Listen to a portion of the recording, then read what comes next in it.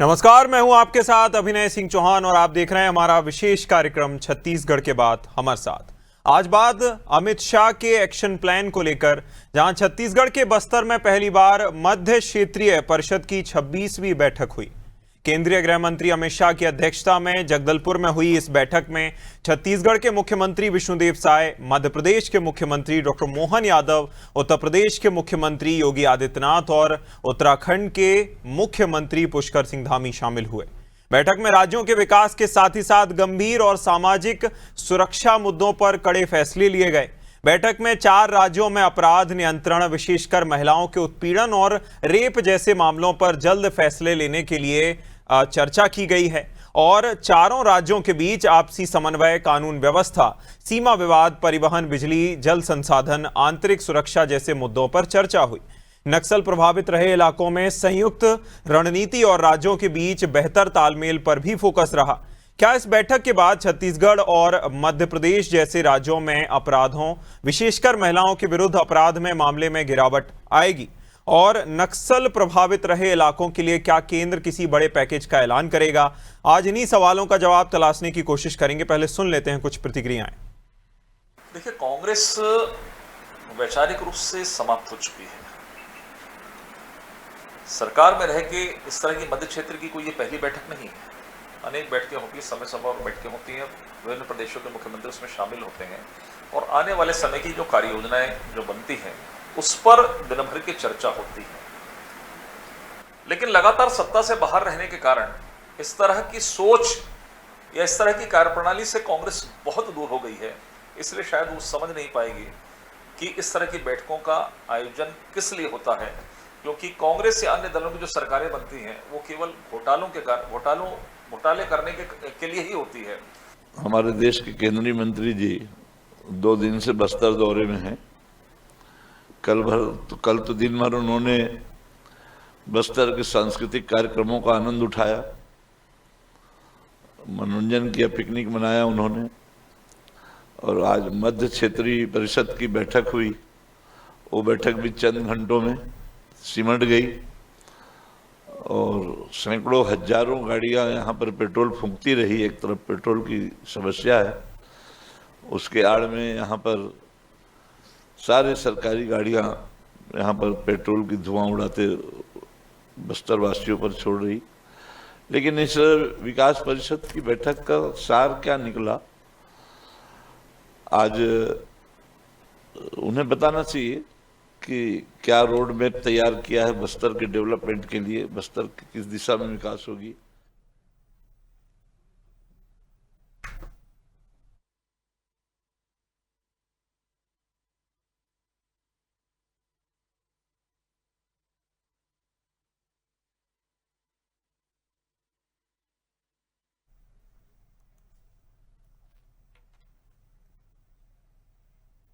और इस विषय पर हमारे साथ चर्चा करने के लिए खास मेहमान जुड़ गए हैं। आपका परिचय करा देते हैं। संतोष दास जी, भाजपा प्रवक्ता, हमारे साथ जुड़ गए हैं। अंशुल मिश्रा जी, कांग्रेस प्रवक्ता, हमारे साथ जुड़ गए हैं। इसी के साथ बाबूलाल शर्मा जी, वरिष्ठ पत्रकार, हमारे साथ जुड़ गए हैं। सबसे पहले तो मैं तीनों ही मेहमानों का बहुत बहुत स्वागत करूंगा इस चर्चा में। और संतोष जी, सवालों की शुरुआत आपसे। देखिए, एक तरफ जहां केंद्रीय गृह मंत्री अमित शाह के दौरे से पहले ये कयास लगाए जा रहे थे कि किस तरह का दौरा होगा, विपक्ष तो इस दौरे को फेल ही मान रहा था, लेकिन आज जिस तरह से उन्होंने प्रेस कॉन्फ्रेंस की और एक रोड मैप जैसा 31 मार्च 2026 का रोड मैप शेयर किया गया था कि इस तारीख तक नक्सलवाद मुक्त करा देंगे, तो 2031 तक नक्सल मुक्त हो चुके इस बस्तर क्षेत्र को विकसित बस्तर बनाने का एक जो है टाइमलाइन तय कर दी गई है। आज से 5 साल आगे तक का एक रोड मैप बनाया गया है। आपको क्या लगता है, ये कुछ ज्यादा फार फेज्ड तो नहीं है, या फिर ये कुछ जल्दबाजी तो नहीं हो गई 5 साल के अंदर? क्या ये संभव है? संतोष जी। अनादि टीवी के सभी दर्शकों को नमस्कार और सभी पैनलिस्टों को भी नमस्कार। देखिए अभिनय जी, छत्तीसगढ़ सरकार का एक टैगलाइन है कि हमने बनाया है, हम ही संभालेंगे। और मैं 2 लाइन और जोड़ना चाहता हूं कि हमने बस्तर को नक्सल मुक्त बनाया है और हम ही बस्तर को विकास की प्रेस को प्रेस वार्ता में अपनी विस्तार से अपनी पूरी बात रखी है। और उस कार्य योजना में उन्होंने बस्तर का जो रोड मैप बताया है अपने प्रेस वार्ता में, उन्होंने स्पष्ट रूप से कहा कि बस्तर संभाग को हम डेयरी उद्योग के रूप में हम इसको डेवलप करेंगे। और यही नहीं, यहाँ पर जो 200 कैंप, जो सुरक्षा कैंप है, उनमें से लगभग 70 कैंपों को वीर शहीद गुंडाधुर सेवा डेरा के रूप में डेवलप किया जाएगा। सेवा डेरा में बैंकिंग सेवाएं शामिल होंगी, योजनाओं का लाभ मिलेगा, कौशल प्रशिक्षण होगा, इसमें सस्ते अनाज की दुकानें होंगी, इसमें स्वास्थ्य सुविधाएं होंगी, जन सुविधाएं होंगी। ये जो सच्चा डेरा जो है, ये जन सुविधाओं का केंद्र होगा। महिलाओं के लिए सिलाई बुनाई के प्रशिक्षण होंगे, मिलेट्स होंगी, डेयरी उद्योग होगा। इन सारी चीजों को लेकर के एक रोड मैप उन्होंने आज जो बैठक में अभी तय हुआ, हमारे 4 मुख्यमंत्रियों मध्य क्षेत्रीय परिषद की बैठक में, उसमें उन्होंने जो तय किया वो सारा डिटेल उसने बताया, पत्रकारों के सवालों के जवाब भी उन्होंने दिए। तो कुल मिलाकर मुझे नहीं लगता कि अब कोई ऐसा प्रश्न बचा है कि बस्तर को विकास का मॉडल कैसे बनाएंगे आप। उन्होंने स्पष्ट रूप से कहा कि बस्तर संभाग को आने वाले समय में पूरे देश के लिए एक उदाहरण बनाएंगे और बस्तर संभाग विकसित संभाग बनेगा पूरे देश में। ये आदिवासी अंचल ऐसा बनेगा। नहीं, लेकिन संतोष जी, पहला आपने माफ कीजिएगा टोकने के लिए, लेकिन पहली बात आपने ये कही कि इसे जो गुंडाधुर सेवा डेरा, जो पूरा नाम अगर मैं लूं तो शहीद वीर गुंडाधुर सेवा डेरा जो बनाने की बात कही गई है, उसका जो जिसकी शुभारंभ भी किया गया है, उससे क्या जो कस्टमर के लिए जो बनाए गए थे सर्विस जो स्टेशन या फिर ग्रामीण क्षेत्रों में जो CSC बनाए गए थे, अगर मैं टू बी प्रिसाइज कहूं, CSC की तरह उसमें सुविधाएं मिलेंगी क्या? उसी तरह का ये एक सेवा डेरा होने वाला है। और दूसरी बात ये कि चूंकि ये जो मध्य क्षेत्रीय बैठक थी, इसमें सभी भाजपा शासित राज्यों के मुख्यमंत्री ही शामिल थे और ये कहा गया है कि इस संभाग को हम सबसे विकसित या फिर एक मॉडल संभाग के तौर पर विकसित करने जा रहे हैं 5 सालों के अंतराल में। तो ऐसा कौन सा संभाग है जिसे मॉडल मानती है ये सरकार, केंद्र सरकार या राज्य सरकार, जिससे आगे बढ़ाने को लेकर ये जो है प्रयास किए जाएंगे? संतोष जी। देखिए, बस्तर संभाग तो ऑलरेडी अपने आप में मॉडल है। इसकी संस्कृति और इसकी जनजातीय परंपराएं, इसको लेकर के हम काम करने वाले। तो मुझे लगता है इस देश में ये पहला संभाग ऐसा मॉडल बनेगा, ऐसा कोई आदिवासी क्षेत्र अंचल है जिसको मॉडल के रूप में विकसित किया जाएगा। मुझे लगता है ये बाकी अन्य जो आदिवासी क्षेत्र हैं, जिसमें आप दूसरे संभाग ले सकते हैं, अलग मध्य प्रदेश के आदिवासी जिले ले सकते हैं, इसमें आप गुजरात में ले सकते हैं। ऐसे बहुत सारे प्रदेश हैं जिनमें बहुत सारे आदिवासी जिले और आदिवासी संभाग भी हैं, जिनको कहीं ना कहीं एक मॉडल के रूप में लिया जा सकता है। ठीक है। और मुझे लगता है, हालांकि बस्तर से उसका तुलना नहीं है, लेकिन बस्तर को एक नए तरीके से डेवलपमेंट करने की आवश्यकता माननीय गृह मंत्री जी ने कही है। देखिए, बस्तर में नंबर वन बस्तर, बिल्कुल नंबर वन बस्तर संभाग की संज्ञा तो दी ही गई है। चर्चा में आगे बढ़ते हैं। अंशुल जी, मैं आपके पास आऊंगा। देखिए, एक तरफ ये कहा जा रहा था कि अगर जब बस्तर में रोजगार आएंगे या फिर जो इंडस्ट्रियलाइजेशन की एक बात कही जा रही थी, कयास लगाए जा रहे थे कि अगर इंडस्ट्रियलाइजेशन लाया जाता है तो जल जंगल जमीन के लिए खतरा हो सकता है। लेकिन साफ तौर पर आज ये कहा गया है कि रोजगार में सबसे ज्यादा फोकस रहेगा कृषि आधारित रोजगार पर। इंडस्ट्रियलाइजेशन नहीं लाया जाएगा या फिर अगर लाया भी जाएगा तो बहुत कम, और कृषि आधारित रोजगार जिसमें यह भी कहा गया है कि गाय भैंस देनी पड़ेगी राज्य की तरफ से, केंद्र की तरफ से, तो उसमें पैकेज दिया जा सकता है, NDDB से समन्वय किया जा सकता है, और जो एक मॉडल जो है पूरी डेयरी का एक पूरा मॉडल चलता है, उस तरह से बनाया जाएगा इस इलाके को। तो अब तो मतलब ये कम लगता है क्योंकि अगर कृषि आधारित रोजगार होंगे तो जल जंगल जमीन को खतरे की आशंका कम ही है। ऐसे इसे विपक्ष कैसे देखता है? अंशुल जी। अभिनय जी, आप सभी को मेरा नमस्कार है जी। और ये जो पिछले 12 वर्षों से सरकार चल रही है, ये जादूगरी और सपना दिखाने की सरकार चल रही है। और मॉडल का तो इनका पूछो ही मत। मॉडल तो ये लोग ऐसा प्रस्तुत करते हैं, बीजेपी के सारे नेता, कि मॉडल तो पूरे विश्व जगत में प्रख्यात होता है। कुछ मॉडल इन्होंने गुजरात का भी प्रस्तुत किया था जिसमें देश में सरकार बना ली थी। अब मॉडल इनके पास बस्तर का प्रस्तुत करने की जिम्मेदारी है। इन्होंने अभी बताया कि आदिवासियों को मुख्य धारा में जोड़ने का काम करेंगे, जल जंगल जमीन को बचाने का काम करेंगे, और महिलाओं को सशक्त बनाने का काम करेंगे, और ये करेंगे, और शिक्षा नीति पे काम करेंगे। इन्होंने सब कुछ बता दिया, लेकिन ये बताते बताते शायद ये भूल गए कि करेंगे कैसे। आखिर करेंगे कैसे? करने के लिए एक मकसद होता है, करने के लिए धन की आवश्यकता होती है, धन एक पैकेज से आता है। आज दिनांक तक पिछले 2 दिन से आदरणीय गृह मंत्री जी हमारी छत्तीसगढ़ की सुंदर एवं पावन धरा पर उपस्थित हैं, लेकिन उनके श्रीमुख से एक बार नहीं निकल पाया कि हमने जिस छत्तीसगढ़ के बस्तर को नक्सल मुक्त कराने की जिम्मेदारी ली थी, उसको हमने नक्सल मुक्त करा दिया। साथ ही साथ हमने यह भी कहा था, ये शायद भूल गए, बीजेपी के प्रवक्ता भी भूल गए, हमने यह भी कहा था कि जो भी पंचायत नक्सल मुक्त होती जाएगी उसे 1 करोड़ का अघोषित पैकेज देते हुए हम आगे बढ़ेंगे। जब 31 तारीख को इनके हिसाब से मेरा छत्तीसगढ़ का बस्तर नक्सल मुक्त हो चुका है, तो क्या एक नैतिक जिम्मेदार व्यक्ति होने के नाते मैं यह प्रश्न नहीं पूछ सकता हूं कि आपने कितने करोड़ रुपया दे दिए? और इन्होंने अभी एक और बात कही कि हमने बनाया है, हम ही संवारेंगे, हम ही पता नहीं क्या क्या कर जाएंगे। आपने सबसे पहले थोड़ा सा इतिहास जानने की आवश्यकता है दास साहब, अकेले आपने नहीं बनाया है। मध्य प्रदेश शासन में उस समय कांग्रेस की सरकार थी, विधानसभा में प्रस्ताव पारित हुआ था, आदरणीय अटल बिहारी वाजपेयी जी के पास गया था, उसके बाद दिग्विजय सिंह और अटल बिहारी वाजपेयी जी की 3.5-4 घंटा बैठक चली थी, उसके बाद छत्तीसगढ़ का उद्गम हुआ था। तो ये झूठ बोलने का काम मत करेंगे। अब आप कैसे संवारेंगे, आप किसके लिए संवारेंगे? क्या मेरी यह जिम्मेदारी नहीं बनती आदरणीय बीजेपी के प्रवक्ता जी से पूछने की कि बेलाडीला में 2A फर्स्ट ब्लॉक और 2B सेकंड ब्लॉक का निजीकरण कर दिया गया? क्या मेरी यह जिम्मेदारी नहीं बनती कि नगरनार पावर प्लांट जो नगरनार स्टील प्लांट जो है उसका ऑफिस जो है छत्तीसगढ़ के बाहर कैसे दे दिया गया? अभी तो आप रोजगार की बात कर रही थी ना, तो जब रोजगार की बात करना है तो उसका हेड ऑफिस कहाँ होना चाहिए? मैं नहीं कहता हूँ कि रायपुर में जवाब दीजिए संतोष वहां जी। पर बस्तर में दे दीजिए।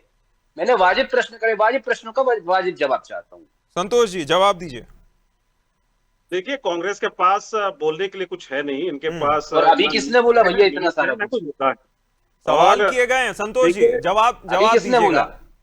सवाल किए गए हैं। मैं जवाब आ रहा हूँ। देखिए, जवाब इनके पास इसलिए नहीं है कि ये तो ये भी जवाब नहीं दे पाते हैं कि इनको तो इरम घाटी के जो ये इनके जवाब माइंड है अविनाश जी, वो जब ये मारे इनके जाते हैं जवाब। मांडवी हिड़मा, और जब मांडवी हिड़मा को का समर्थन करने के लिए जब दिल्ली में कुछ जेएनयू के छात्र आते हैं और वो कहते हैं कि कितने हिड़मा मारोगे, हर घर से हिड़मा निकलेगा, और दूसरे इनके नेता राहुल गांधी उनको अपने घर में चाय पे बुलाते हैं उन जेएनयू के लोगों को। तो ये तो अपने नेताओं को, मैं क्षमा चाहता हूँ, नेताओं को श्रद्धांजलि तक नहीं दे पाते हैं। इनके पास आदरणीय वरिष्ठ पत्रकार संतोष जी ये गलत है। संतोष जी ये गलत है। समर्थन नहीं किया गया था। समर्थन नहीं किया गया था, ये गलत है। बस्तर के विकास से इतने चिंतित क्यों हो गए? बस्तर को लेकर के आप लगातार सवाल क्यों पूछते हैं? अगर सरकार आप आरोप लगा सकते हैं, आप आरोप लगा सकते हैं संतोष जी, लेकिन ये गलत है। आपको काम करना, ये सरकार का काम, जिम्मेदारी है, और सरकार ने कहा है कि हम एक नहीं तो आप सरकार में हो तो जिम्मेदारी और जवाबदेही आपसे ही मांगी जाएगी। अगर वो होते तो उनसे सवाल किए जाते। अब सवाल तो आपसे होंगे, आप रोड मैप बता रहे हैं तो जवाब भी देते चलिए कि अगर इस तरह की चीजें हो रही हैं तो क्यों हो रही हैं। नहीं, देखिए, स्पष्ट रूप से माननीय गृह मंत्री जी ने स्पष्टता से जवाब दिया है और प्रेस के सवालों का भी जवाब दिया। उन्होंने स्पष्टता से कहा है कि बस्तर की जो संस्कृति है, बस्तर की परंपराएं हैं, उनको लेकर के ही वहां का विकास होने वाला है। और जो कांग्रेस के प्रवक्ता का सवाल है, ये इससे जुड़ा हुआ बिल्कुल भी नहीं। मैं इसे नहीं मानता कि ये बस्तर के डेवलपमेंट के से जुड़ा हुआ कोई विषय है। और उन्होंने स्पष्ट रूप से कहा है कि बस्तर का विकास वहां के आदिवासी जनजाति संस्कृति को लेकर के होना है। उसमें कृषि है, उसमें वनोपज है, और उसमें डेयरी है। डेयरी का रुपया कितना दे रहे हैं ये बताइए। पैसे को लेकर एक बार कंफर्मेशन दे दीजिए, बता दीजिए कितना पैसा कहां से जनरेट करेंगे। देखिए, सहकारिता अपने आप में बहुत बड़ा पैकेज है, आपको शायद मालूम होगा। सहकारिता माइनस में चल रहा है सर, माइनस में चल रहा है सर सहकारिता छत्तीसगढ़, आपको पता ही नहीं। चाहे वो 70 कैंपों में शहीद वीर शहीद गुंडादुर सेवा डेरा योजना की शुरुआत, 70 करोड़ रुपया का डेट पड़ा हुआ है सहकारिता में सर। इन सारी योजनाओं के लिए 70 करोड़ माइनस 70 करोड़ का डेट पड़ा हुआ है सहकारिता जो बता रहे हैं। और कई योजनाएं पिछले तो 2 बहुत पहले वर्षों से में लागू 1 हुई। रुपया उन्होंने नया बताया पैसा कि नहीं आया, लगभग 70 12,000 करोड़ का डेट है ये। किलोमीटर की सड़कों का निर्माण हो चुका है। बिल्कुल। लगभग 1300 मोबाइल टावर जो है अभी लगने हैं, जिसमें 5000 से ज्यादा टावर लग चुके हैं। 1804 बैंकों की शाखाएं खुली हैं। एकलव्य मॉडल स्कूल आधे से ज्यादा खुल चुके हैं। लगभग 240 बिस्तर वाले सुपर ठीक है, स्पेशलिटी हॉस्पिटल का उद्घाटन हो गया है। तो ठीक है। आप ये सारी चीजें तो बजट के अनुसार ही हो रही है ना। और जिसका उद्घाटन हो रहा है वो क्या अंशुल जी, बिना बजट के थोड़ी अंशुल ना जी, हो रही? आप इसमें बड़ी देर से कोई कुछ कहना चाहते हैं, उससे बजट पहले की मैं बात एक नहीं, सवाल आप पूछूंगा। सवाल ही गलत कर रही हैं। बिल्कुल, बिल्कुल। फिर आप अपनी बात रखिएगा। देखिए, एक जो बहुत ज्यादा पैसा जो पंप किया जाता था नक्सलवाद के खिलाफ लड़ाई में, चूंकि अब नक्सलवाद या तो खत्म हो चला है और थोड़े बहुत छुटपुट जो बचे हुए हैं वो भी धीरे धीरे सरेंडर करने की ओर आगे बढ़ रहे हैं। मतलब सशस्त्र नक्सलवाद की अगर हम बात करें तो वो एक तरह खात्मा हो चुका है उसका। तो क्या उस पैसे को भी तो हम डाइवर्ट कर सकते हैं, उस पैसे को भी तो हम ला सकते हैं? वो भी एक बड़ा अमाउंट था। क्या ये उसको जो पैसा आता था उसको भी तो जो है उस क्षेत्र के विकास के लिए लगाया जा सकता है? अंशुल जी। अभिनय जी, आपके श्रीमुख पे बड़ा जिम्मेदार प्रश्न आया है कि हम उस पैसे को भी लगा सकते हैं। यह तो तात्कालिक चलती हुई सरकार का निर्णय है कि कौन से पैसे को कहां लगाना है और कितना लगाना है। यह सरकारें करती हैं, लेकिन इसमें कांग्रेस को कहीं से कहीं तक कभी कोई समस्या हुई नहीं, क्योंकि बात यहाँ पर विकास की और रोजगार की हो रही है। जब विकास और रोजगार की बात भारत की भूमि धरा पर कहीं पर भी होगी, कांग्रेस का पहला एक एक कार्यकर्ता उसका समर्थन करेगा। लेकिन उसके पीछे जो झूठवाद की राजनीति होगी उतने ही दमदारी से उसका विरोध करेगा। अभी बीजेपी के प्रवक्ता ने बताया कि हमने तो उसका समर्थन किया। ये सबसे बड़ा झूठ बोल गए संतोष दास जी। इसका एक आध वीडियो क्लिप बता दे या सच्चाई बता दे या माफी मांग ले तो हमें बड़ा जिम्मेदार व्यक्ति मानेंगे, लेकिन ये जिम्मेदार व्यक्ति बिल्कुल नहीं है। जैसे अमित शाह जी है, सेम वैसे ही है। अब तीसरी बात, मैंने इनसे यह कहा था कि आपने कहा है, आपने बता दिया है कि हम नक्सल मुक्त हो गए। कांग्रेस इस बात को, चलिए एक सेकंड के लिए आपकी बात को मान सकती है। तो अगर हम नक्सल मुक्त हो गए हैं तो आप ही ने यह कहा था, कांग्रेस ने नहीं कहा था। अमित शाह जी कांग्रेस के नेता नहीं, बीजेपी के नेता है। उन्होंने यह कहा था कि हर पंचायत को हम 1-1 करोड़ रुपए देते जाएंगे। अब आप पहले मुझे ये बता दीजिए कि कितनी पंचायतें हैं और कितनी पंचायतें नक्सल मुक्त हो चुकी हैं। हम तो आंकड़ों पे बात करेंगे ना, और उनको कितना पैसा मिल चुका है। टेक्निकलिटीज के तहत अगर मैं जाऊं तो ये कहा गया था कि जो भी पंचायत के नक्सली अपने खुद मर्जी से हथियार डालते हैं उन पंचायतों को 1-1 करोड़ दिए जाएंगे। अगर हम आंकड़े पर आएंगे तो बहुत छोटा आंकड़ा निकलेगा, जो कि अपनी मर्जी से इस तरह जो है आए थे। अभिनय जी, मैं बड़े जिम्मेदार, प्रतिष्ठित और बड़े ही लोकप्रिय न्यूज चैनल पर बैठा हूं जी, और उस लोकप्रिय न्यूज चैनल के डिक्शनरी में आप एक बार जाएंगे और पता कराएंगे कि आदरणीय अमित शाह जी बस्तर की पावन धरा पर सन 2025 में खड़े होकर यह कहते हैं कि जो भी नक्सल प्रभावित जो क्षेत्र है जिसमें पंचायतें आती हैं, जैसे जैसे नक्सल प्रभावित क्षेत्र से बाहर होती जाएंगी वैसे वैसे हमारी तरफ से 1-1 करोड़ का विशेष अनुदान दिया जाएगा। ये अमित शाह जी का स्पष्ट बयान है। प्रश्न यह है कि कितने हो गई और कितना दिया गया। दूसरा वाजिब प्रश्न मैं इनसे यह करना चाहता हूं कि इन्होंने कहा कि पीएम श्री योजना के तहत वहां पर एकलव्य स्कूल आधे से ज्यादा खुल चुकी है। मान्यवर, सच्चाई ये है कि अभी तक 12% तक का भी काम नहीं हुआ है। इन्होंने कहा कि सहकारी एक बहुत बड़ा पैकेज है। छत्तीसगढ़ में पिछले 2 वर्षों की ऑडिट रिपोर्ट यह बताती है कि सहकारी में 70 करोड़ का डेट पड़ा हुआ है, मतलब -70 करोड़ रुपया पड़ा हुआ है। तो कैसे आप विकास करेंगे जो बीजेपी के बिल्कुल कहीं ना कहीं। मैं तो तीसरा प्रश्न कर रहा हूँ आपसे, सीधा प्रश्न किया है, कोई घुमाने फिराने की बात नहीं है। आत्ममंथन करने की तो बहुत ज्यादा जरूरत है ही, क्योंकि अगर ऑडिट समय समय पर नहीं होगा तो बड़ी समस्या हो सकती है। मैं जो है बाबूलाल जी आपके पास आना चाहूंगा। देखिए, 2 बातें कही गई हैं बाबूलाल जी, 2 बातें कही गई हैं। एक तो पुनर्वास से पुनर्जीवन को लेकर, यानी कि जिन नक्सलियों का उन्मूलन हुआ है, जिन्होंने आत्मसमर्पण किया है, उनके पुनर्वास को पुनर्जीवन में कैसे बदला जाएगा, इसे लेकर बड़ा दावा किया गया है। और एक 2031 का एक 5 साल का आंकड़ा दिया गया है कि 5 साल बाद हम इस बस्तर को ऐसा नहीं देखेंगे और बहुत ज्यादा जो है अंतर आ चुका होगा या बहुत ज्यादा विकसित ये हो चुका होगा। आप इस 5 साल के एक टाइमलाइन को कैसे देखते हैं और पुनर्वास से पुनर्जीवन को कैसे देखते हैं, कैसे आकलन करते हैं बाबूलाल जी? पुनर्वास और पुनर्जीवन का जहां तक प्रश्न है तो निश्चित रूप से सरकार ने जी कहीं न कहीं जो है कोई ऐसी योजना, ऐसा रोड में बना के रखा होगा हम्म इसमें इन समर्पित नक्सलियों के लिए बनाई गई योजनाएं होंगी। उसके आधार पर जो है वो आगे बढ़ेंगे। क्या योजना है वो अभी ओपन नहीं है, सामने सार्वजनिक नहीं है, तो वो किस तरह करेंगे वो सरकार के रोड मैप में है। दूसरी बात आपने कही कि विकास, अब नक्सल क्षेत्र का, नक्सल जो है नक्सल मुक्त हो चुका।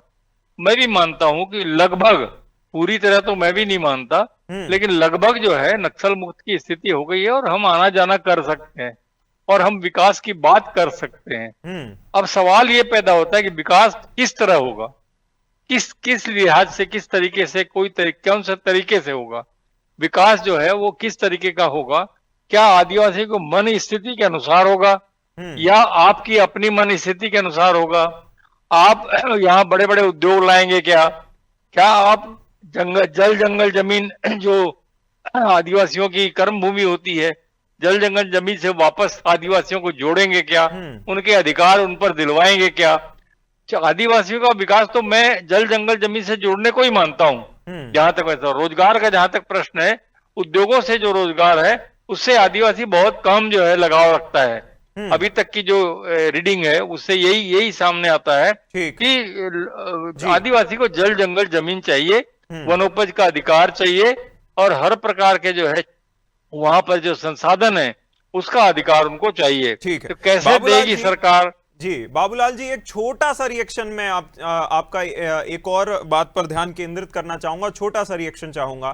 देखिए, पूरे के पूरे प्रेस कॉन्फ्रेंस में जो केंद्रीय गृह मंत्री ने कही उस पर सहकारिता पर बहुत ज्यादा जोर दिया गया। कोई भी सवाल पूछा गया उसमें सहकारिता कहकर उसको जवाब को धन्यवाद कर दिया गया या थैंक यू बोल दिया गया, जिस पर आरोप भी अंशुल जी ने लगाए कि डेट में चल रहा है। आपको क्या लगता है, सहकारिता से रास्ता बनाया जा सकता है विकास का, या सहकारिता के अलावा भी और प्रयास करने बहुत जरूरी हैं?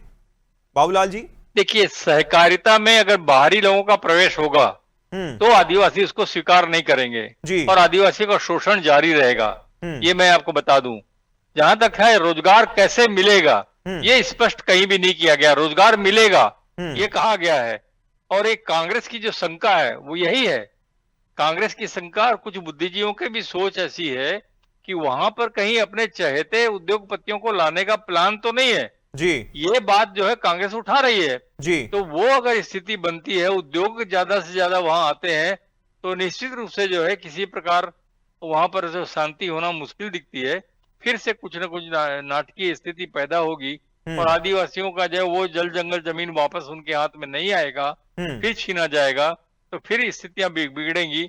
ये सरकार को सोचना है, केंद्र सरकार और राज्य सरकार को, दोनों को मिलकर सोचना है कि आदिवासियों का मूल जो चरित्र है, जो सोच है, बिल्कुल मूल जो चरित्र है जल जंगल जमीन को लेकर, लेकिन ये भी हमें ध्यान देना होगा क्योंकि इसी प्रेस कॉन्फ्रेंस में और इसी पूरे के पूरे जो बातचीत की गई है प्रेस से, उसमें यह भी कहा गया कि हम उद्योगों से ज्यादा कृषि आधारित रोजगार पर फोकस करने वाले हैं, और जिसका एक जो उदाहरण शहीद वीर गुंडादूर सेवा डेरा भी होगा, जिससे हम चर्चा करेंगे और लोगों को बेहतर सुविधाएं उपलब्ध कराने की कोशिश करेंगे, उनकी समस्याएं जानेंगे और उनके समस्या का समाधान भी करेंगे। इसी के साथ मैं सभी मेहमानों का बहुत बहुत शुक्रिया कहूंगा।